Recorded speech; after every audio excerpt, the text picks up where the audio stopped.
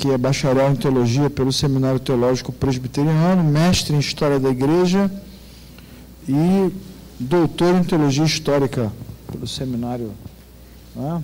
Prazer estar aqui com ele de novo, depois de dois anos, né? Depois de 2014, esteve agora conosco aqui em 2016. Hoje de manhã ele já começou a dar uma aula para a gente muito legal. Eu quero te convidar para estar aqui amanhã de manhã, para a gente tomar um café junto e ouvir. E agora ele vai certamente abençoar você. Amém, meu irmão? Vamos orar por ele, né? Para que Deus o use bastante. Feche seus olhos. Senhor, nós te louvamos pelo privilégio que o Senhor nos concedeu de ter aqui o Dr. Heber Campos Júnior, que de uma forma tão carinhosa aceitou o nosso convite, e é uma alegria poder recebê-lo. Eu quero pedir ao Senhor nessa noite que o use como instrumento para abençoar a tua igreja com os dons e com as habilidades que o Senhor deu ao teu servo. E por tudo isso que ele é, por toda essa instrumentalidade que ele tem, só o teu nome será glorificado entre nós, Senhor. Nos abençoe e nós estamos aqui, Pai, com uma expectativa muito grande. Envie o teu maná para nós nessa noite, em nome de Jesus.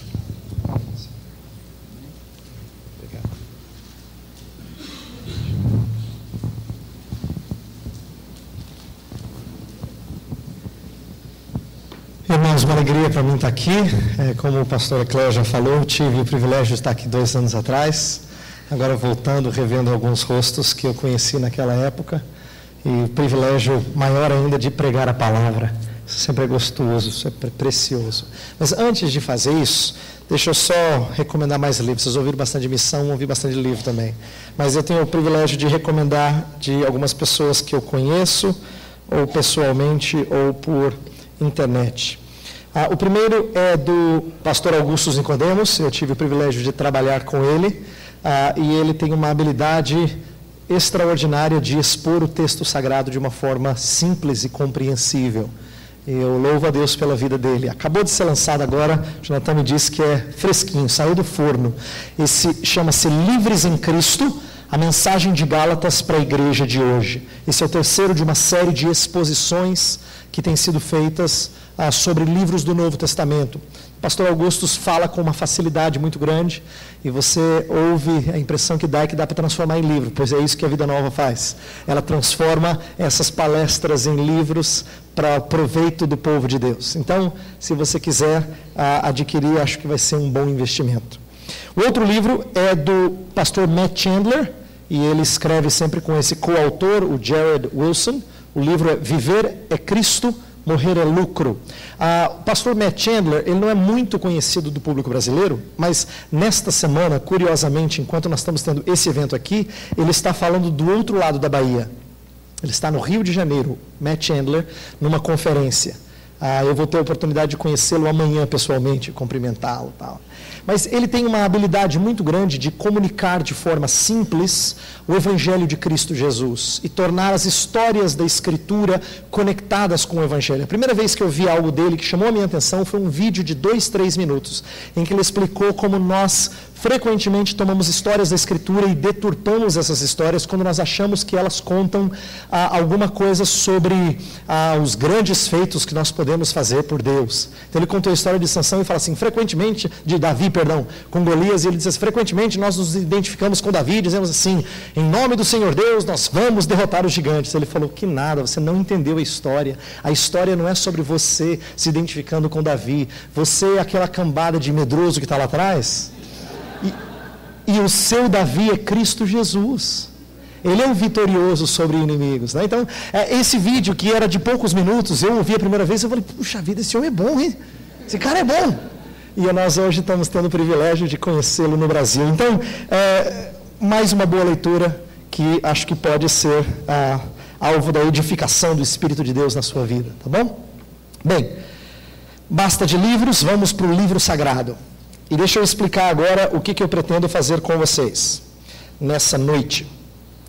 Poucos estavam aqui de manhã, talvez um número bem pequeno tenha voltado, então eu não posso conectar, mas de manhã eu comecei a falar algo que eu disse que eu ia falar mais hoje à noite. Eu quero, dentro do tema que me foi proposto, que é o tema da conferência, né, livre exame sim, livre interpretação não, eu quero mostrar que às vezes há coisas que nós fazemos que não são, que são evidência de como nós lidamos mal com o livro sagrado. Esse tema, que é muito apropriado, ele relembra um legado da Reforma Protestante, de trazer a Bíblia Sagrada a todas as pessoas, para que elas pudessem examinar as Escrituras e serem impactadas por elas, sem precisar de um intermediário. Então, quando nós explicamos as Escrituras para os outros, nós podemos ser usados por Deus para facilitar o entendimento, mas nós temos que levar as pessoas a serem convencidas pelas próprias Escrituras, antes do que a ouvir o pastor A, B, C, D. Então, essa é uma das coisas preciosas que a Reforma Protestante trouxe às igrejas evangélicas, que é a ideia de ter acesso ao livro sagrado. Mas o fato de todos nós termos acesso ao livro sagrado não significa que a gente deveria interpretar o que a gente quisesse. Eu até falei pela manhã, para aqueles que estavam na oficina, que a gente costuma usar uma frase muito inapropriadamente, quando a gente diz assim, você está dando um estudo bíblico mal preparado, em que você vai lá e quer fazer uma coisa assim, bem light, bem intuitiva, e diz assim, meu irmão, depois de ler o texto sagrado, você fala assim, meu irmão, o que esse texto quer dizer para você? Aí um fala uma coisa, aí o outro fala outra, aí o outro fala outra, completamente diferente, e aí o texto falou coisas diferentes para pessoas diferentes. Não.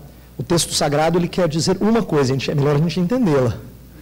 Ele se aplica de maneira distinta às nossas vidas, mas ele diz algo precioso, e nós não podemos perder de vista a história traçada nas Escrituras. Então, o que eu quero falar hoje à noite é sobre como às vezes nós interpretamos mal, e isso é evidenciado na maneira como nós aplicamos o ensino à vida das pessoas. Eu falei de manhã sobre a aplicação e eu quero aprofundar, mas hoje eu vou mostrar alguns exemplos de erros comuns que a gente comete quando nós interpretamos a Bíblia Sagrada e procuramos conectá-la com o público de hoje. Então imagina você tendo uma oportunidade de dar um estudo, ou uma aula, ou pregar um sermão, uma mensagem, e aí você lá abre o texto e, meus irmãos, que Deus me falou nessa semana, foi isso, foi aquilo outro. Normalmente nós, às vezes, sem má intenção, nós comunicamos coisas que não refletem toda a beleza das Escrituras. E nessa hora nós temos que meditar na riqueza da palavra de Deus. Então, eu quero falar sobre como se interpretação, ou como a gente chama em teologia, hermenêutica, levanta o sentido do texto, a aplicação trata com o significado, ou com a relevância, sua validade perene. E num certo sentido, se hermenêutica é importante, a aplicação vai validar a boa hermenêutica, não deveria ser separada dela. Por quê? Quando alguém explica o texto e o texto conecta com a sua vida, você fala assim, poxa, fez sentido, não é?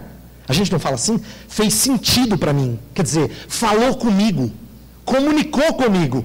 Ou quando alguém traz uma boa mensagem, uma aplicação apropriada, você fala assim, fulano entendeu o texto, esse cara é bom, hein? Escuta esse cara, ele é bom.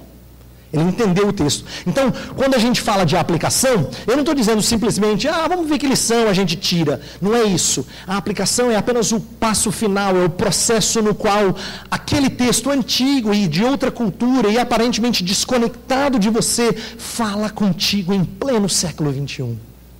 Então, a aplicação é um dos momentos gloriosos em que você vê Deus falando com você, em que percebe-se como a palavra de Deus continua sempre relevante. É por isso que quando a gente ouve uma boa mensagem, uma boa exposição bíblica, e ela fala conosco, você termina e fala assim, Senhor, fala. Que coisa maravilhosa, o Senhor falou. Por quê? Porque houve boa aplicação. A gente não quer só instrução curiosa. Você sabia que a cidade tal, ela fica a 500 metros acima do nível do mar? Isso não tem validade, né?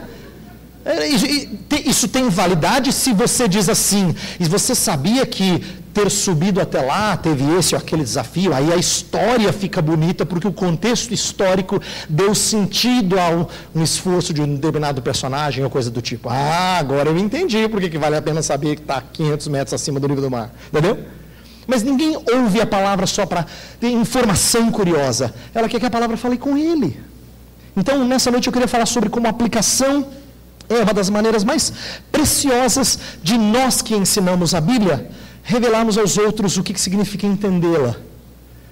Só que eu quero falar do jeito invertido. Eu quero falar de como muita gente não entende o texto sagrado, pela maneira como ele ou ela aplica esse texto. Tá bom? Então eu vou falando aqui, cada vez que eu for falando de um erro diferente, eu vou citar 1, 2, 3. Então quem quiser anotar, você vai anotando aí os nossos erros ou equívocos comuns na hora de aplicar o texto sagrado. O primeiro deles, que eu quero começar nessa noite, eu chamei de generalizações.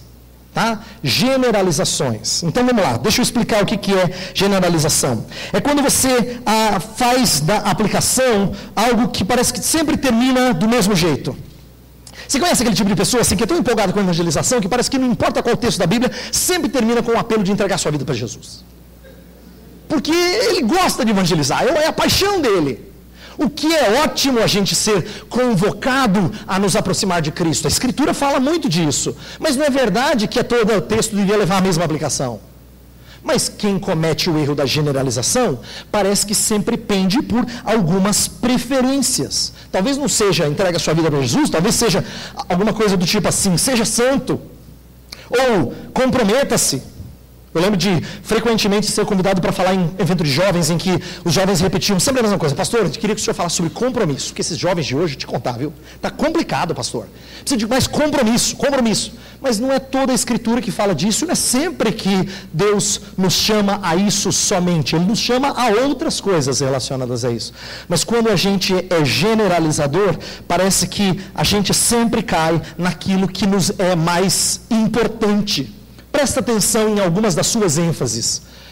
Você talvez tenha dificuldade de fazer isso porque ela parece natural para você. Você chega e fala assim, então sabe o que eu acho que a igreja precisa? Precisa de mais disso. Aí chega o outro e fala o contrário. Então, se nós fizermos com que a nossa preferência, o nosso interesse dite a aplicação, dirija a aplicação, o que vai acontecer é que a gente vai acabar sempre aplicando do mesmo jeito. A gente vai generalizar nossas aplicações do texto sagrado, antes do que compreender a riqueza dele e a multiforme abordagem de Deus quanto à nossa necessidade dele. Então, generalizações falam muito sobre o que fazer, mas repetem ideias comumente, né? E por isso falta de especificidade, gera muita repetição, aplicações rasas. Então, imagina assim, que generalização é que nem aquele tipo de oração que a gente faz no final, ou aquela frase no final de oração que só serve para cumprir dever. Você fala assim, com perdão dos meus pecados, em nome de Jesus, amém. Não é assim que você confessa pecado. Você dá nome a pecado, porque é muito feio. Então você não fala rapidinho. Você fala, Senhor, eu fiz bobagem essa semana. O Senhor sabe. Eu fiz isso. E dói. É assim que se conversa pecado. É específico. Nunca é geral. Nunca é uma limpeza, né, a rodo. E a aplicação é assim. A aplicação precisa ter especificidade. Por quê? Porque especificidade dá vida às coisas. Ela traz realismo. Quando alguém fala algo e ele conecta com a situação sua hoje, ele fala assim, uau, é verdade. Nossa, é mesmo. Especificidade traz realismo à verdade bíblica, não é monótono. Imagina, eu chego para as pessoas e falo assim, você precisa orar mais. É ótimo, a gente precisa orar mais mesmo.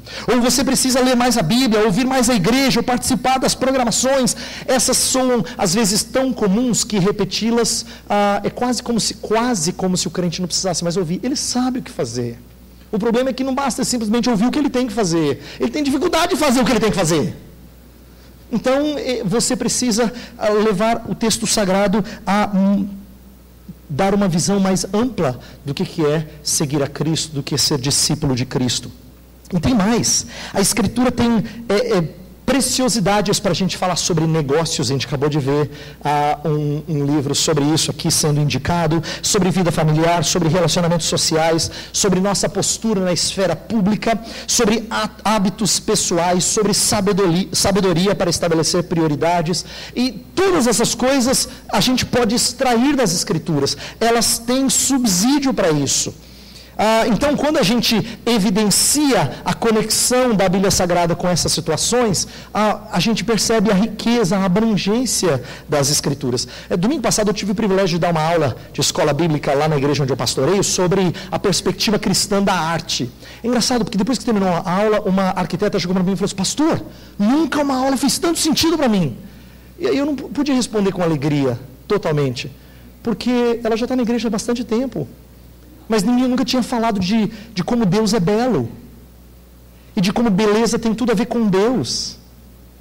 E de como é que a gente conecta o senso estético com uma perspectiva bíblica da vida. Mas a gente não fala dessas coisas. Porque para nós a Bíblia parece que se repete e fala das mesmas coisas sempre. Falta-nos uma perspectiva da abrangência das Escrituras. Deixa eu dar exemplos de como o Salvador, ele nunca abordou as pessoas dizendo a mesma coisa para elas. Deixa eu dar um exemplo interessante sobre como Jesus Cristo confrontou pecados de pessoas distintas. Lembra da história do jovem rico? Conhecida a história? Quando Jesus confronta o jovem rico, ele não falou de forma genérica sobre idolatria. Olha, tem coisas na nossa vida que a gente considera muito importantes no lugar de Deus. Não, ele apontou o ídolo dele. Ele mexeu com o amor pelas riquezas, o amor pelo dinheiro que é a raiz de todos os males, diz Paulo a Timóteo. Ele mexeu nisso. Mas quando ele começou com a mulher samaritana, em João 4, a história era diferente. Então ele não falou assim: olha, tem pessoas que precisam se arrepender da sua vida passada. Não, ele falou especificamente: traz o seu marido. Aí ela falou: não tenho marido. Ele falou: sei, você já teve 5 e o 6º é roubado. Não é seu. Eu sei. Você não tem fama boa nessa área. Jesus lidou especificamente com o problema dela. Quando Jesus começou com os legalistas, eles que não entendiam a profundidade do seu pecado, ele não trouxe simplesmente uma noção dizendo assim: olha, vocês são pecadores. Não, ele falou de algo que eles não pensavam. Ele disse assim: o que sai do homem é isso que o contamina. E os legalistas não ponderavam sobre isso. Eles ponderavam sobre o aspecto externo da pecaminosidade, mas eles não percebiam que isso provinha de um coração inclinado para o mal. E que o problema não estava na circunstância, ou no sistema, ou no governo, ou na cultura, estava no coração. Então percebe que Jesus lidou com homens e mulheres diferentes, abordando a questão do pecado, mas confrontando a perspectiva errada que cada um tinha. O primeiro achava que podia fazer alguma coisa para herdar a vida eterna. O segundo, a mulher samaritana, achava que se ela fizesse pergunta teológica para Jesus, talvez fosse suficiente. Jesus disse: não, Deus quer adoradores que o adorem em espírito e em verdade. Estava levando ela a se arrepender, a abrir mão dessas coisas e confessar o seu pecado a Cristo Jesus. E o terceiro grupo eram pessoas que achavam que podiam, pelo cumprimento da lei, conseguir a aprovação da parte de Deus, e Jesus teve que mostrar que não. Então perceba que existe especificidade no nosso Salvador. Ele não é um generalista que fala de pecado de maneira genérica, ele trata de pecado de maneira específica, e ele usa isso na vida das pessoas. Um exemplo que eu poderia dar está em Efésios 5. Texto conhecido, eu mencionei ele hoje pela manhã na oficina, mas eu vou voltar nele para falar outra coisa. Efésios 5, que fala dos maridos e das mulheres, né? Diz assim, Efésios 5, 25. Maridos, amai a vossa mulher, como também Cristo amou a igreja e a si mesmo se entregou por ela. Bem, eu poderia pegar esse texto e dizer assim: então, maridos, vocês precisam amar as esposas de forma sacrificial. É ótimo, isso é um bom entendimento do texto, mas isso é só o princípio do texto, eu não apliquei ainda. Se eu termino a mensagem dizendo: nós precisamos amar a nossa esposa de forma sacrificial, eu não expliquei o que isso significa. Então, tem que gerar especificidade. Mas o que seria especificidade aqui? Não é eu trazer aplicações que são pueris ou que são simplistas. Como, por exemplo, tem pessoa que vai dizer assim: então é por isso que você tem que servir o café da manhã lá para a esposa, na cama, para ela se sentir assim a princesa da casa, ou a rainha da casa. Ou você tem que fazer isso e aquilo por ela. Ou senão, talvez a sua aplicação seja alguma coisa assim, como entregar flores, ou sei lá o quê. Mas isso é fugir totalmente do princípio bíblico, porque a ideia nas Escrituras é de nós morrermos para coisas que nós amamos. Então, o que seria a especificidade nesse texto? É explicar que maridos têm que fazer aquilo que é uma das coisas mais difíceis para nós fazermos. Quando fala que Cristo amou a igreja e a si mesmo se entregou por ela, a continuidade do texto vai dizer que é para torná-la santa, pura, sem mácula, sem ruga, para purificá-la. Essa era a ideia do morrer. Uma das coisas mais difíceis para nós é confrontar os pecados das pessoas mais próximas da gente, com quem nós vamos nos deitar daqui a pouco. É difícil isso. É muito difícil.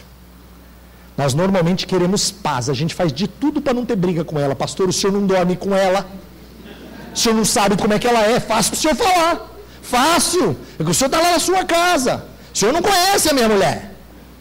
Então, e esse normalmente é o espírito de quem prefere fazer o possível para evitar conflitos. Mas isso não é amor sacrificial, isso é comodidade. Amor sacrificial lida com pecado, e lidar com pecado é muito sujo, eu sei. Mas isso é amor sacrificial. Eu abro mão do meu conforto e da falta, da ausência de conflito, porque eu quero que a minha esposa cresça na graça e no conhecimento do Salvador Jesus Cristo. Isso é duro, eu sei que é, mas isso é morrer para Cristo. Isso é morrer a fim de que a esposa ganhe graça sobre graça, entendeu? Especificidade é a gente explicar como fazer as coisas mais difíceis que o texto sagrado nos ensina a fazer. Então, o que eu estou convidando você a fazer nesse primeiro ponto é não cair nessas generalizações em que a gente fala o que fazer, mas não explica como fazer. E não explica como os passos para isso. Seria a mesma coisa que eu dissesse assim, meus irmãos, olha, igreja para ser saudável precisa praticar disciplina eclesiástica. Você fala, é verdade, só que eu não falei nada de disciplina eclesiástica. Como é que você faz disciplina eclesiástica? O que tem que acontecer? Quais são os desafios? Quais são os passos? Por que é difícil aplicá-la na vida da igreja? Ou qual é a postura que você tem que ter quando você confronta um irmão em pecado? Isso tudo requer exemplos. Ensinar sobre isso exigiria tempo e o destrinchar das coisas. Então não adianta eu dizer algo genérico sem que eu entre nisso. Tá? Então o meu primeiro ponto é que quem generaliza não entendeu que a Escritura é abrangente. Não entendeu a abrangência da Escritura. A Escritura não é genérica. Ela lida com questões específicas da sua vida. Ela traz verdades que valem para cada área da sua vida. E a gente precisa mostrar isso quando ensina o texto sagrado, aplica o texto sagrado. Segundo problema, eu chamei de trivializar. Tá? Trivializar. Que na verdade é o extremo do primeiro ponto. O que seria trivializar? É quando a gente faz aplicações do cotidiano que são bem específicas, mas que são pobres, que são rasas, que são sem profundidade bíblica teológica. Tem pessoas que fazem isso com facilidade. Tem gente, inclusive, que quem é bom de trivializar, acha que a aplicação é a coisa mais fácil do mundo. Vou dar exemplos. Pega a passagem de Atos 3. Lembra aquela passagem do coxo à porta do templo? Abre lá em Atos capítulo 3. Atos 3 é aquela passagem em que diz assim, Pedro e João, início de Atos 3, Pedro e João subiam ao templo para a oração da hora nona, era levado um homem, coxo de nascença, o qual punham diariamente à porta do templo chamada Formosa para pedir esmola aos que entravam. Ele pede para Pedro e João, e aí Pedro diz assim, olha, não tenho dinheiro. Verso 6, não possuo nem prata nem ouro, mas o que eu tenho, isso te dou, em nome de Jesus Cristo Nazareno, anda. E aí nós conhecemos o resto da história. Bem, se eu estivesse pregando nessa história, o que seria trivializar? Seria falar assim, meus irmãos, nós precisamos ajudar as pessoas necessitadas ao nosso redor. Se você tem um irmão perto de você que precisa de uma carona, dê uma carona para ele. Nossa, ficou 10 a aplicação. Mas ficou pobre que só. Eu não estou dizendo que carona é ruim. Mas se a única coisa que você tira de Atos 3, querido, não precisava nem ler a Bíblia. Mas tem pessoas que pensam de maneira muito trivial sobre essas coisas. Não é, repito, não é que dar carona não seja útil, mas é pequeno se comparado ao dom de Cristo. O que eu tenho, eu te dou, não é pouco, é muito grande. Pedro não está falando assim, eu sou pobrinho, eu não tenho moeda, mas o que eu tenho eu vou te dar, tá? Espero que seja suficiente. Não é isso que ele está falando. O que ele está falando é o que eu tenho é bom demais, é que você não conhece ainda. Deixa eu te falar da grande riqueza daquele que sendo rico se fez pobre por amor de vós. É isso que Pedro está querendo dizer. Mas se a minha aplicação é trivial, eu empobreço o texto. Ele não fala de maneira impactante com o povo de Deus. Um outro exemplo seria tomar a sua cruz. A gente conhece essa expressão. Uma expressão conhecida do texto, está em Marcos capítulo 8. Né? Você fala assim, meus irmãos, você precisa tomar a sua cruz. Se você tem um futebolzinho lá de quinta-feira à noite, você tem que abrir mão dele para ir para a igreja, para o trabalho, ou para o grupo pequeno. Que bom, vá para a igreja, vá para o grupo pequeno, mas se abrir mão do futebolzinho, tudo que você conseguiu pensar é pobre. Você acha que isso é sacrifício? Querido, você não entendeu. Não entendeu. Porque isso é pequeno. Eu já vi gente dizer assim, baseado no texto de 2 Coríntios 8, que fala que os macedônios ajudavam acima das suas posses, dizia assim: meu irmão, para de tomar um refrigerante, reverte o dinheiro do refrigerante para missões. Vai fazer bem para a sua saúde e você ainda vai fazer missões. Refrigerante para missões, querido, é muito pouco. Você é muito mão de vaca. Porque aquele que fala dos macedônios que davam acima das suas posses, aí eu distorço o texto totalmente e falo: economize o seu refrigerante. Gente, isso aí, as escrituras ficam desse tamanho para as pessoas. A gente acabou de tripudiar um texto riquíssimo, que fala da riqueza daquilo que Cristo nos deu, e de como os macedônios entenderam isso. É por isso que eles deram além da conta. Paulo falou assim, que eles deram acima das suas posses. Então, quando a gente trivializa, a gente banaliza a palavra. Nós não podemos abaixar o padrão bíblico. Entenda que nossas aplicações não podem ser semelhantes ao que a gente ouviria em algum programa de televisão ou livro de autoajuda. Vou falar de uma coisa que talvez, não vou dizer todos, mas vários de vocês aqui fizeram. Agora você vai ficar com vergonha, vai até abaixar. Se você rir, vai ser de você mesmo. A gente pega um livro da Bíblia que a gente quer falar alguma coisa, porque pediram para a gente falar assim, uma palestra de liderança. Aí você pega a história de Davi e fala assim: princípios bíblicos para a liderança. Vocês não riram, tá vendo? Sabe por que vocês não riram? Porque na verdade você já tinha os princípios antes. Só foi achar um texto que batia com os princípios que você já sabia. A gente faz isso direto, é uma pena. Você já tinha lido em outro livro, ou naquele treinamento que você fez na empresa. Legal, sabe que aquele palestrante de motivacional falou um monte de coisa de liderança que batia com a Bíblia. Então você falou assim: acho que eu vou aproveitar e fazer um estudo. Achou a história de Davi, juntou tudo num pacote e ficou Bíblia. Ficou Bíblia coisa nenhuma. Você banalizou as escrituras, porque ele não precisa das escrituras para pegar esses princípios. Ele compra na Saraiva ou numa outra livraria. É verdade, ele acha isso no outro livro. Se tudo que você tem a oferecer é lições de uma liderança eficaz a partir da história de Davi, você banalizou. Eu não estou dizendo que a Escritura não nos ensine sobre liderança, não é isso. Mas o que ela nos ensina não está em outros livros de liderança. O que ela nos ensina é que o maior de todos os líderes foi servo e lavou pés. Ela nos ensina que líder não só dá exemplo. Jesus fez mais do que isso. Ele morreu em lugar dos liderados. Isso não tem em livro de liderança. Isso é só o livro sagrado que eu carrego nas mãos tem. Então eu não posso falar de coisa que banaliza a palavra de Deus. Eu preciso entender a riqueza. É a mesma coisa que alguns conselhos psicologizados que alguns dão. Um que é muito comum, que eu já ouvi, é a ideia assim: você precisa aprender a dizer não. Você precisa aprender a dizer não. Você tem que estabelecer limites. Limites. Aí eu pergunto: ok, estabelecer limites não é errado, mas por que você estabelece limites? Qual é a razão por detrás de estabelecer limites? Aí a psicologia popular vai dizer assim: é porque você precisa de cuidar de si mesmo. Quem não cuida de si, não cuida do outro. Você precisa se amar. Você sabia que as escrituras em lugar nenhum diz que você precisa se amar? Sabe por que ela não diz isso? Porque você já faz isso muito bem. Ou melhor, muito mal. É verdade. A razão dela dizer assim, ame o próximo como a si mesmo, é porque esse padrão é alto, mais alto do que você imagina. Amar o próximo como a si mesmo não é simples. E a gente acha que é. A gente tanto acha que é, que a gente fala assim: nossa, eu faço tudo para os meus filhos. Não faz nada. A razão de você fazer tudo para eles é porque eles são projeção sua. Você não faz isso para os outros que não são filhos. Isso mostra como não é simples para você amar o próximo como a si mesmo. Não é simples.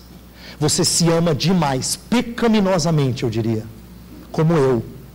Amar o próximo como a si mesmo é muito difícil. O padrão é lá em cima. E é por isso que eu não preciso dizer para você se amar. Você já se ama. Eu preciso dizer para você parar de se amar. O que a Bíblia ordena é amar a Deus e ao próximo. É isso que a Bíblia ordena. É isso que não é natural em você, não é natural em mim. Mas você percebe como às vezes as pessoas pegam ideias, dicas bonitas que elas ouviram numa palestra aqui. Nossa, eu vi tão legal, aquele palestrante falou e tal. E aí a gente acha um texto da Escritura, joga alguma coisa lá e sai algo que a gente chama de palestra. Né? Isso, na verdade, banaliza as Escrituras, isso trivializa as Escrituras. Por quê? Não é porque limite é errado, Entenda, não é o limite em si, estabelecer limites que é errado. Eu só quero que você entenda que às vezes estabelecer limite é egocêntrico. Já pensou se o Salvador Jesus Cristo estabelecesse limites? Limites no sentido assim, ó, desculpa, hoje não vai dar mais para curar. Complicado, já passou do horário, gente. Muitas vezes estabelecer limites pode e é sinônimo de egocentrismo, não é sacrificial. Estabelecer limites pode ser recomendável, mas perceba o seguinte, eu não estou dizendo que é errado, eu só estou dizendo que às vezes a gente não explica a motivação bíblica por detrás. Estabelecer limites é uma coisa ótima quando é uma pessoa que não sabe dizer não porque ela tem medo do que as outras vão pensar dela. Então, no caso dela, não é uma questão de poupar-se, é de ter coragem de não ser bem vista pelos outros. Faz bem isso. Porque temor de homens é uma coisa que nos corrói por dentro. Mas aí você está usando um princípio bíblico para falar algo. Temor de homens é um princípio bíblico, é por isso que a Bíblia fala muito do temor do Senhor. É porque o que a gente mais teme não é o Senhor. Somos uns os outros. Nós tememos as pessoas. Então você percebe como banalizar as Escrituras é a gente usar aquelas ideias que nós achamos aqui e acolá, que nós achamos bonitinhas, mas que trivializam o texto sagrado. E quem trivializa o texto sagrado não entendeu que a Escritura é profunda. Ela fala de coisas muito mais ricas do que guardar o refrigerante para missões, do que estabelecer limites para se amar mais, do que 7 passos para uma liderança eficaz na história de Davi. A Escritura é muito mais rica do que isso. E quem faz isso não entendeu a profundidade das Escrituras. É uma pena isso. É uma pena que o povo de Deus muitas vezes não tem sido alimentado, sofre de inanição, porque alguns de nós, eu e você, nós trivializamos as Escrituras. Um terceiro problema, muito comum, e aqui eu vou bater em mais gente ainda. Se você riu até agora você vai chorar. Porque agora nós vamos começar a mexer em coisas que nós fazemos com mais frequência. Eu quero falar do terceiro erro, que é a espiritualização. Espiritualização. Essa vai ficando cada vez mais... Essa é tão comum que na história da igreja ela foi chamada de alegoria. No nosso anseio de tentar transpor um texto antigo para os nossos dias, hoje, o método alegórico ficou muito famoso. Quando a gente estuda a história da hermenêutica, a gente associa com a chamada escola de Alexandria, que era famosa pelo método alegórico. Né? Eu vi uma vez uma história de um amigo que ilustra bem essa ideia que eu estou passando aqui. Ele disse que teve um sermão que o intrigou muito. O pregador estava pregando lá em Davi e Golias, a história famosa de Davi e Golias, e ele fez uma pergunta no início da mensagem. A pergunta era assim: se Davi poderia ter matado o gigante Golias com uma pedra, por que ele pegou 5 pedras? Meu amigo disse assim: gente, eu nunca tinha pensado nisso. Rapaz, essa introdução foi muito boa. Eu nunca tinha pensado nisso. Por que você acha que pegou 5 pedras? Aí meu amigo disse assim que ficou vidrado no sermão. Eu preciso ouvir essa mensagem, porque eu nunca tinha pensado nisso. Pois o pregador começou mostrando a riqueza do texto, e ele falou assim: meus irmãos, sabe o que é? É porque nós precisamos da pedra da fé, a pedra da coragem, a pedra da perseverança. E aí foi, né, no caminho da alegoria. Isso é comum nas igrejas. E mostra que, na verdade, a gente pode chamar a pedra do que quiser. Se quiser chamar a pedra do amor, não tem nada a ver com matar Golias, mas a pedra do amor, você chama de pedra do amor, né? Se você quiser botar outro nome na pedra, você bota, porque, na verdade, o texto sagrado foi para o saco, para o lixo. Você bota o que você quiser no texto. A alegoria faz dessas coisas. Ela não tem freio. Presta atenção. O espiritualizar, ele é problema porque normalmente ele descarta toda a relevância histórica, física, terrena do texto e faz uma analogia espiritual do texto para comunicar alguma coisa relevante. Mas quando ele faz isso, ele acaba sendo muito seletivo daquilo que ele quer alegorizar ou não. Lembra da história de Josué? Jericó? Josué 6, famoso, né? Então, é comum você ouvir pregadores que vão dizer alguma coisa assim: qual é a sua muralha? Qual é a sua muralha? Qual é a sua Jericó? Aí pronto, né? Aí todo mundo fala: meu Deus, a minha Jericó está lá em casa. Ou está na casa da minha esposa antiga, quando ela é solteira. Né? Aquela Jericó é fogo. Só que aí cada um pensa em uma coisa diferente. Agora presta atenção. Quando você está pregando no texto de Jericó, é muito conveniente falar qual é a sua muralha, qual é a sua Jericó. Mas ninguém pergunta assim: qual é a sua meretriz? E tinha uma meretriz na história, mas fica muito feio você dizer qual é a sua meretriz, né? Então qual é a sua meretriz? Opa, eu não, pastor, eu sou um homem direito, eu sou do bem, sou um homem santo. Mas a gente alegoriza só partes do texto. A gente seleciona o que nos interessa, o que parece que é aplicável. A gente não respeita o contexto histórico. Isso acontece com frequência, as pessoas não espiritualizam a meretriz. Assim como é mais fácil espiritualizar do que você julgar a complexidade das guerras no Antigo Testamento. Essa ideia de que o povo de Deus ia e matava povos inteiros. É difícil falar dessas coisas, é mais fácil você falar qual é a sua Jericó. É mais fácil. Aí você foge das dificuldades do texto. Então pessoas que espiritualizam têm a impressão de que aplicar é fácil, mas é fácil do jeito deles. É fácil quando você não estuda o texto e as suas complexidades. É fácil quando você coloca o que você quiser no texto. E gente assim não entendeu o texto. Deixa eu dar um outro exemplo. Abre Marcos capítulo 4. Marcos 4, famosa história em que Jesus dormia no barco. Né? Essa aqui você já pregou, essa aqui você até lembra da mensagem que você pregou. Essa aqui você vai lá, pastor, agora vem. Olha lá. Marcos 4, 35, fala, naquele dia, sendo já tarde, disse-lhe Jesus, passemos para outra margem. E eles, despedindo a multidão, o levaram assim como estava no barco, e outros barcos o seguiam. Ora, levantando-se grande temporal de vento, e as ondas se arremessavam contra o barco, de modo que o mesmo já estava a encher-se de água. E Jesus estava na popa, dormindo sobre o travesseiro. Eles o despertaram, e lhe disseram, mestre, não te importa que pereçamos? E ele, despertando, repreendeu o vento, e disse ao mar, acalma-te, emudece. O vento se aquietou, e fez-se grande bonança. Então ele disse, por que sois assim tímidos? Como é que não tendes fé? E eles, possuídos de grande temor, diziam uns aos outros, quem é este que até o vento e o mar lhe obedecem? Essa é uma história muito bonita. E normalmente a gente pega a parte da história que mais nos interessa. Então quem espiritualiza vai falar alguma coisa sobre as tempestades da vida. E aí é fácil, porque todo mundo tem tempestade na vida. Ainda mais quando você fala assim, qual é a dificuldade que você está passando? Qual é o problema que você está enfrentando? Né? Inclusive a gente gosta até de lembrar aqueles cânticos que cantamos com as crianças. Com Cristo no barco tudo vai muito bem. Aí você vai a mensagem diante e o texto fica bonito. E no final canta uma música bonita. Todo mundo fala, foi uma bênção, falou comigo hoje. Falou comigo. Mas só que o texto foi completamente desrespeitado. Por quê? Porque a gente não tentou entender as complexidades dele. Eu vou dar um exemplo. Por que a gente não espiritualiza o travesseiro em que Jesus dormiu? Verso 38 fala que ele estava na popa, dormindo sobre o travesseiro. Mas ninguém pega o travesseiro, porque o travesseiro não cola assim. A tempestade é fácil de aplicar, mas o travesseiro. A alegoria faz isso, ela seleciona o que interessa. E ela não entende, por exemplo, a conexão dessa história com outras histórias. Então eu quero te lembrar de uma outra história, parecida com essa. Havia um homem que estava num barco e tinha uma tempestade. E as pessoas no barco estavam aterrorizadas. Você lembra dessa história? No Antigo Testamento? O profeta Jonas, atenção, ele é o exato oposto de Cristo Jesus, porque ele não se interessa com o bem-estar deles.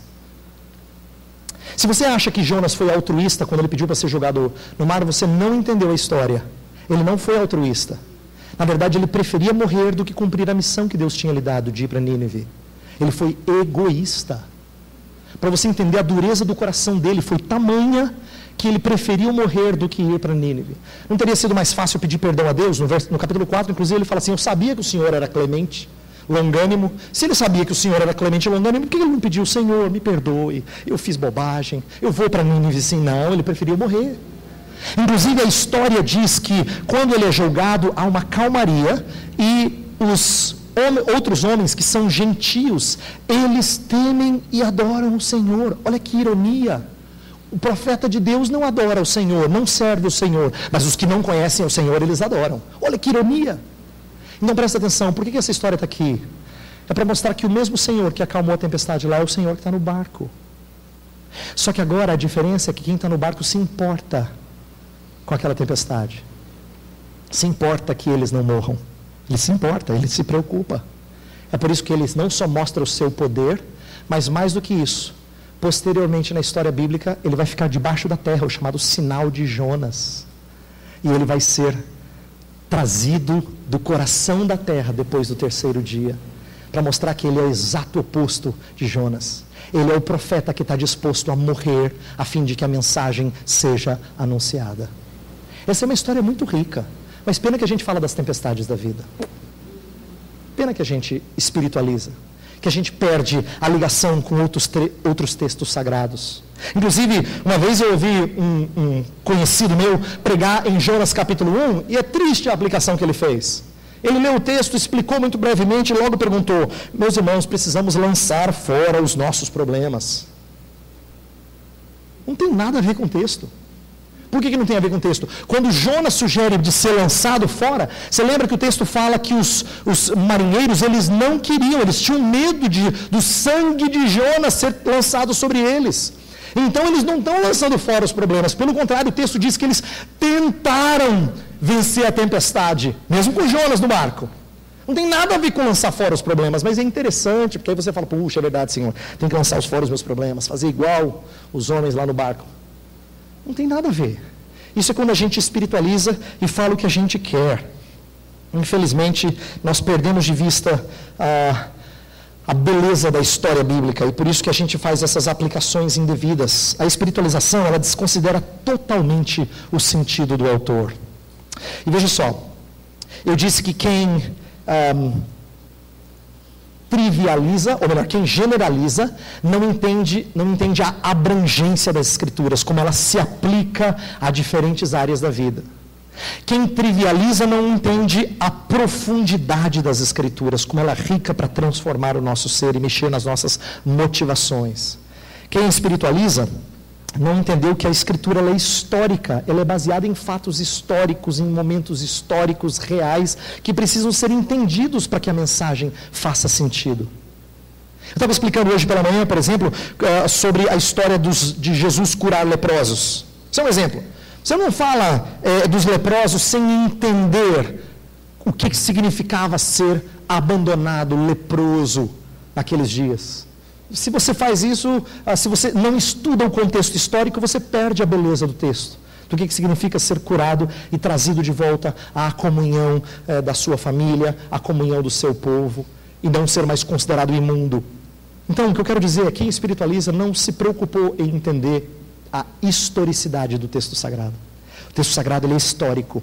Em outras palavras, ele tem raízes em fatos que aconteceram. Eles precisam ser estudados e conhecidos, para que a verdade de Deus fique mais vívida aos nossos olhos. Quarto problema, e esse eu posso dizer que, na minha opinião, é o número 1 de audiência. Esse é o que mais acontece. Escreva aí: moralismo. Moralismo. Por que eu digo que é o que mais acontece? Porque frequentemente nós somos levados a falar sobre uma lição de moral. Inclusive a gente gosta de livro que as crianças leem, no final tem uma lição de moral. A gente fala assim: esse livro é muito bom, muito bom. O seu filho pode ler, tem uma lição bonita no final, que vai ajudar os amigos, de como cuidar da natureza. A gente pensa numa lição de moral e a gente acha que a Bíblia faz a mesma coisa. Tem a ver com uma lição de moral, do que eu devo fazer para ser uma pessoa do bem. Meu querido, e não é sobre isso que as Escrituras falam. Você não tem nada que você possa fazer para ser uma pessoa do bem. Não é um livro de lição de moral, mas quer ver como a gente faz isso? Nós levamos as pessoas a imitar equivocadamente os personagens bíblicos. A gente toma uma história bíblica e nós logo encorajamos o ouvinte a se identificar com o personagem mais heróico da passagem. Aí você fala: seja como Davi, que lutou contra Golias, seja como Moisés, na hora que o mar não se abre, né, e clame ao Senhor, que o Senhor vai fazer abrir. Inclusive, se Ele não fizer abrir, Ele vai fazer você andar por sobre as águas. Está vendo? Você está querendo dizer assim: olha, seja leal, seja fiel, seja poderoso como esse, como aquele, ou seja como Abraão, que entregou o seu filho com fé, seja como Moisés, que intercedeu pelo povo, e assim por diante. O problema disso, tem 3 perigos que eu quero ressaltar aqui do moralismo. O primeiro perigo é que a gente julgar a moralidade ou a legitimidade de um personagem, de uma atitude do personagem bíblico, tem problemas seríssimos, é muito difícil. Envolve elementos que às vezes a gente não consegue captar. Por exemplo, história do vivo pobre, lembra? Dá os últimos centavos. É para dar tudo que você tem ou não é para dar tudo que você tem? Aí tem gente que vai dizer: não, pastor, eu acho que é para dar tudo que tem, é o que o texto está dizendo. Eu vou dizer: não, meu querido, dar tudo que tem significa que ele não tem café da manhã, não tem almoço. Não, eu acho que aqui a ideia é simplesmente para a gente dar desimpedidamente, mas ali na história ele deu tudo. É para dar tudo ou não é para dar tudo? Tem certos textos que são até mais difíceis do que isso. Por exemplo, Samuel. Samuel foi usado por Deus, vamos dizer assim, para matar alguns inimigos. Conduziu, por exemplo, a matanças homéricas. A que eu tenho aqui escrita é quando ele cortou Agag em pedaços. E aí, o que você vai fazer? Como é que você vai aplicar agora Samuel que cortou Agag em pedaços? Não pode falar de violência, então você vai falar o quê? Presta atenção, de acordo com o nosso padrão, é muito difícil a gente dizer o que é certo e o que é errado em algumas histórias bíblicas. Pelo nosso padrão de pudor, a gente diria que o que Mical fez com Davi, quando repreendeu ele porque ele estava dançando e apareceu coisa que não devia aparecer, a gente diria, pois ela fez muito bem, mulher decente. Mas a história bíblica não exalta Mical. Então perceba como é difícil a gente julgar a moralidade ou a pertinência de certos personagens. Ela não fala assim, pois Mical fez muito bem, passou um sabão no maridão dela. Falou que ele anda dançando aí com roupa inapropriada, mas o texto sagrado não faz isso. Quer ver? Outra história difícil, Jefté. Jefté faz aquele voto maluco dele, primeira pessoa que você vai entregar para o Senhor. E aí, a gente cumpre voto ou não cumpre voto? Aí vai dizer, pastor, é difícil, né? Porque tem um texto da Bíblia que fala assim, que se você não for cumprir, então é melhor que não votes. Eclesiastes. Então, se você votou, então... Como é complicado nós fazermos juízo sobre o que fazer e o que não fazer. Vou dar um outro exemplo clássico disso, fantástico. Judas, quando Judas critica porque aquele perfume caro foi derramado para honrar a Jesus Cristo, a gente conhece a história e a gente conta como uma coisa muito bonita, mas vamos lá, sejamos bem honestos, se um perfume com aquele preço fosse quebrado só para exalar perfume e deixar o ambiente agradável, você também ia dar uma criticadazinha. Ô, querida. Podia dar para a igreja, meu irmão. Ofertava lá para a conferência teológica, pagava um monte de palestrante o perfume, né? Pagava os custos, pagava o local, energia, porque o perfume era caro e a Escritura revela quão caro era. Mas é engraçado, né? Como a gente sabe que é Jesus na história, a gente fala, pode. Mas nós não estamos acostumados a desperdiçar coisas caras assim. Então você percebe como é difícil avaliar a moralidade e a precisão, ou a prudência de certos personagens? Esse é um primeiro problema, mas tem outros piores. Segundo problema da gente praticar o moralismo é que a gente escolhe o personagem sempre de forma antropocêntrica. Sempre de forma antropocêntrica. O que eu quero dizer com isso? Costumeiramente a gente escolhe os heróis da história com os quais nós queremos nos identificar. Frequentemente é assim. Você quer se identificar com um herói. Nisso você não é nada diferente das crianças. Por que filme de super-herói faz sucesso com as crianças? Porque elas sempre querem ser o Capitão América, ou o Homem de Ferro, ou o Batman, ou quem quer que seja. Sempre. Ela nunca é o vilão. Não, ninguém quer ser o vilão. Ninguém quer ser também aquele personagem que passa no filme rapidinho, assim, numa cena. Não. Você quer ser alguém significativo. Desde pequena ela tem um coração inclinado para isso. Ela quer estrelato. Isso está na gente.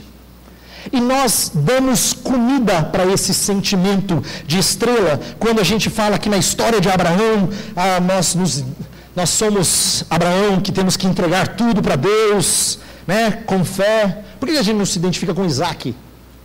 Mas nessa história a gente nunca se identifica com Isaac. Quando você prega sobre o bezerro de ouro, a gente quer se identificar sempre com Moisés, nunca com o povo idólatra. Quando você prega Davi e Golias, é sempre Davi, nunca o gigante ou o povo amedrontado, como eu citei a história do Matt Chandler antes da mensagem. Presta atenção. Abraão entregando Isaac, Moisés intercedendo pelo povo na época do bezerro de ouro, né? naquela história. E Davi matando Golias, não são atos redentores próprios do nosso Deus? Então seria muito mais justo você identificar esses atos como apontando para o seu Salvador, não para você. Mas quem é moralista sempre acha que você se identifica com aquele personagem. Esse é o problema. E a gente escolhe esses personagens de maneira equivocada. Eu quero dar um outro exemplo. Abre agora a passagem em Mateus capítulo 14, por favor. Abra sua Bíblia lá em Mateus 14. Mateus 14... a partir do versículo 22, a famosa história em que Jesus anda por sobre as águas, tá? Então vamos lá. O texto fala que, verso 24 em diante, o barco já estava longe, a muitos estádios da terra, açoitado pelas ondas, o vento era contrário. Na quarta vigília da noite foi Jesus ter com eles andando por sobre o mar. E os discípulos, ao verem-no andando sobre as águas, ficaram aterrados e exclamaram: é um fantasma! E tomados de medo, gritaram. Mas Jesus imediatamente lhes disse: tende bom ânimo, sou eu, não temais. Respondendo-lhe Pedro, disse: se és tu, Senhor, manda-me ir ter contigo por sobre as águas. E ele disse: vem. E Pedro, descendo do barco, andou por sobre as águas e foi ter com ele. Reparando, porém, na força do vento, teve medo e, começando a submergir, gritou: salva-me, Senhor! E prontamente Jesus, estendendo a mão, tomou e lhe disse: homem de pequena fé, por que duvidaste? Subindo ambos para o barco, cessou o vento. E os que estavam no barco o adoraram, dizendo: verdadeiramente és filho de Deus. Pregar nessa passagem, a aplicação mais comum que eu ouço, e eu já ouvi ela inúmeras vezes, é a gente se identificar com Pedro. Então, quando eu falo de identificação, eu não estou dizendo simplesmente identificar-se com os bons personagens, ou com as coisas boas que eles fizeram. Mas eu estou dizendo que uma visão antropocêntrica falaria o quê? Diria assim, assim como Pedro, você precisa assumir os riscos, sair do barco, enfrentar tempestades e não olhe para o vento. Mas quando você olha para o vento, você afunda, você precisa de Jesus. Nossa, pareceu que a mensagem ficou linda, porque no final falou que você precisa de Jesus. Mas o problema é que a gente perdeu de vista que o personagem Pedro não é o principal da história. Eu tenho uma novidade para você. Depois você verifica na sua Bíblia, os textos paralelos não têm a história de Pedro, sabia? Os textos paralelos nos evangelhos não contam Pedro andando sobre as águas. Por quê? Não é a parte principal da história. Sabe qual é a parte principal? É quando eles acham que Jesus é um fantasma, e eles perguntam: é um fantasma? Ele fala: não, sou eu. Isso remonta ao Deus eu sou, que tinha total controle sobre o mar.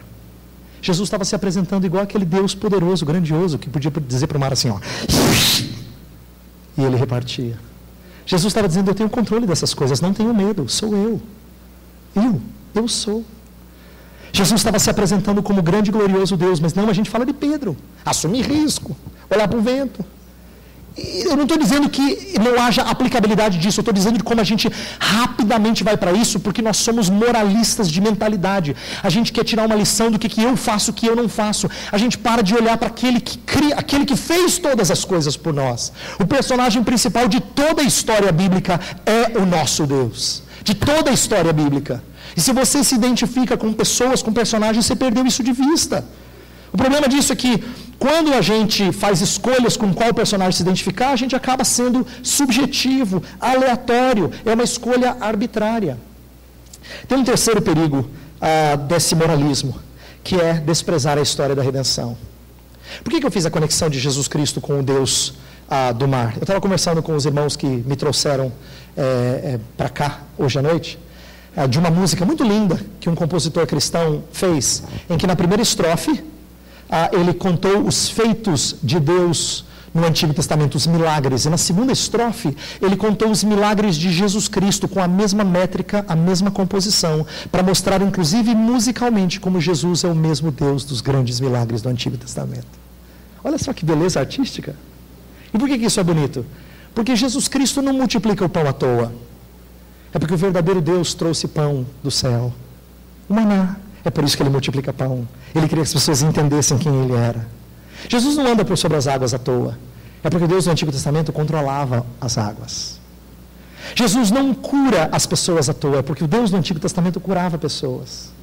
Então você percebe como Jesus Cristo faz coisas semelhantes ao que aquele Deus de Israel fizera, para que as pessoas confiassem nele como sendo o verdadeiro Deus feito em carne. Existe uma razão e uma história bonita que conecta aquela passagem pequenina à grande história que apresenta Jesus Cristo. E é uma pena que a gente se resuma a coisas pequenas que estão na Escritura. Coisas pequenas. Quando a gente moraliza, quando nós praticamos esse moralismo, nós perdemos de vista a grande história. A gente não entendeu a grande história. A gente fica ali detido naquela historinha, naqueles poucos versos, e não consegue conectar com a história grandiosa da redenção em Cristo Jesus. Eu acho uma pena isso, nós fazemos isso com frequência. Frequentemente você vem para a igreja querendo ouvir uma mensagem do pastor em que fale diretamente com você, para que você, na segunda-feira, tenha alguma coisa para você utilizar. É muito pequena a sua visão, muito pequena a minha visão quando eu ajo assim. Por quê? Porque a gente acha que a Bíblia tem a ver com a minha história.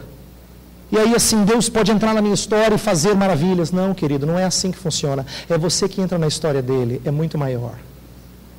Não é ele que entra na sua história, é você que entra na dele, a história é dele. E quando você faz parte da história dele, você faz parte de algo grandioso. E é sempre bonito fazer parte de algo grandioso.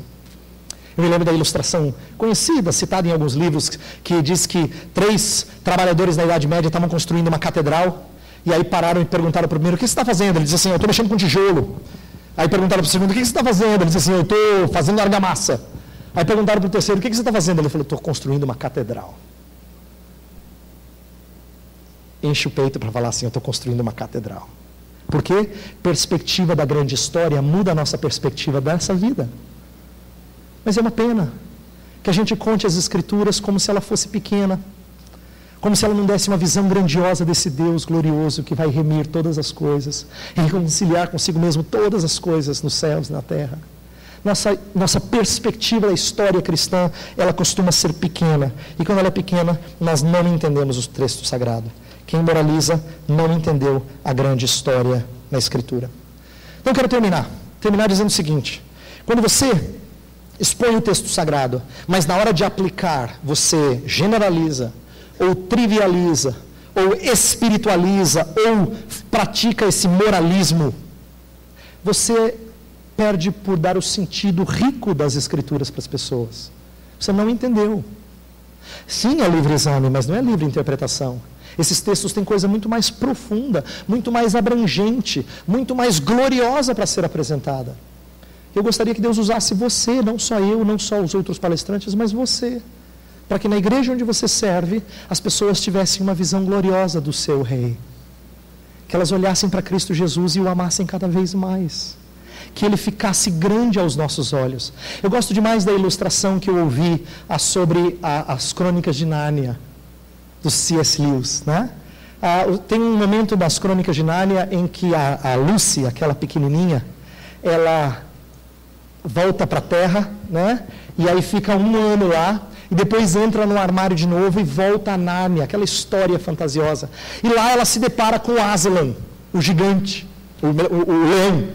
E ela olha para aquele leão, grande aos olhos dela, e fala assim: Aslan, como você cresceu! Aí o Aslan responde para ela: eu não. Quem cresceu foi você. O que o C.S. Lewis estava ensinando para as crianças? Que o leão fica maior quando eu cresço na graça e no conhecimento de Jesus Cristo.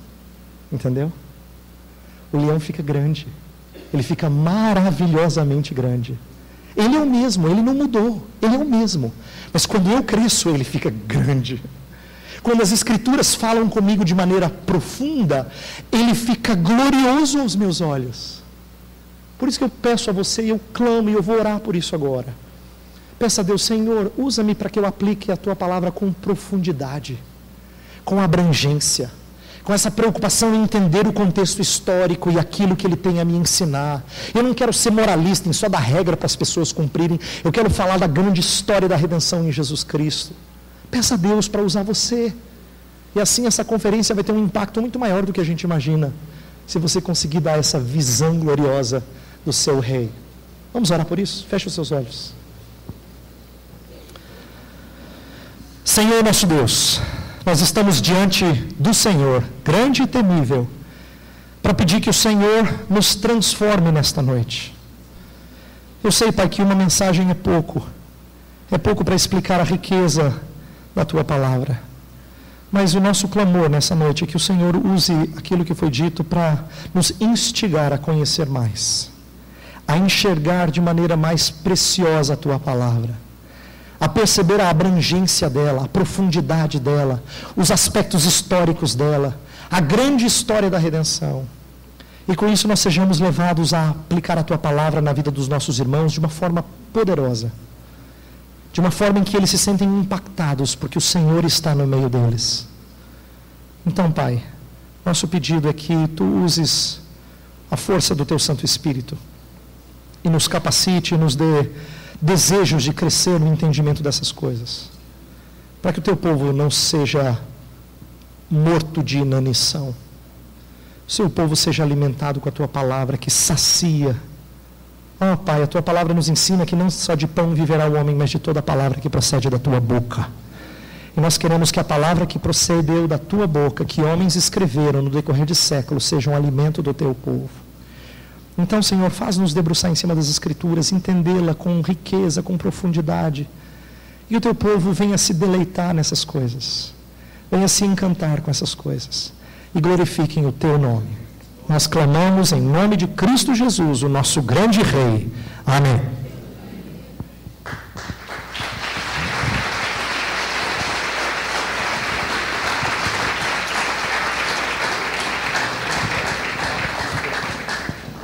Meus irmãos, nós temos 20 minutos, o pastor Heber está bem disposto, está chovendo, você não vai para lugar nenhum mesmo.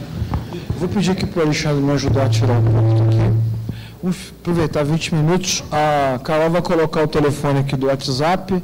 Você pode fazer perguntas para a gente aproveitar um pouquinho mais o doutor Heber.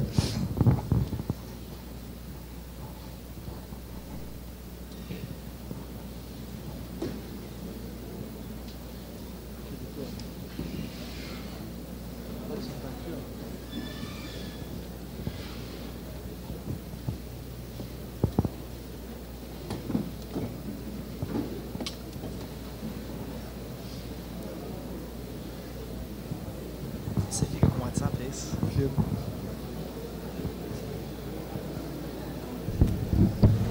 Então, eu vou pedir, se você for sair, eu vou pedir para você sair em silêncio, tá bom? Bem devagarzinho,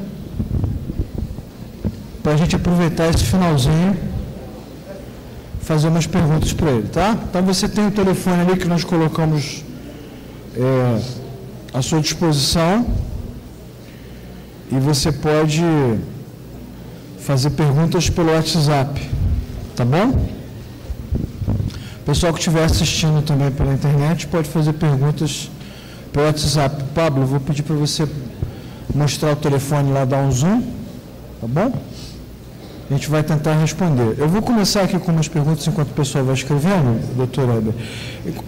Eu vou tentar seguir os pontos que o senhor estabeleceu, né, que foram assim bastante proveitosos, né? Eu acho que todos nós aqui já pregamos do jeito que o senhor falou, então todo mundo, né, ficou exposto de alguma forma. Quando o senhor falou sobre generalizações e especificidades, foi o primeiro ponto, né? Eu me lembrei, eu queria citar aqui dois autores que eu considero importantes.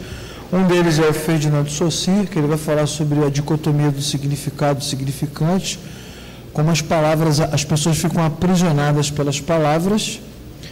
E eu queria citar também o Paulo Freire, que tem um livrinho chamado A Importância do Ato de Ler, onde ele vai dizer que a dificuldade da compreensão passa pela nossa dificuldade de leitura do mundo, né?